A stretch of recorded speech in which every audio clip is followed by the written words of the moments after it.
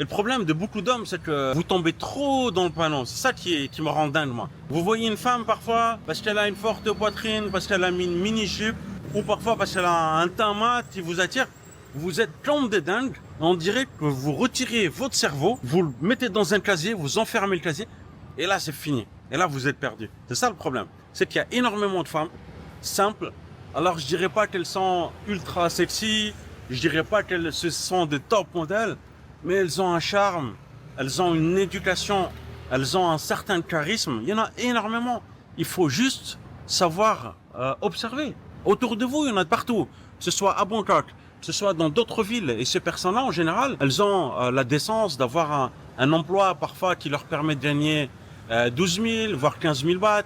Elles peuvent travailler dans des food courts, elles peuvent travailler dans un petit stand de street food, elles peuvent travailler peut-être dans un petit salon de manicure, dans un salon de coiffure.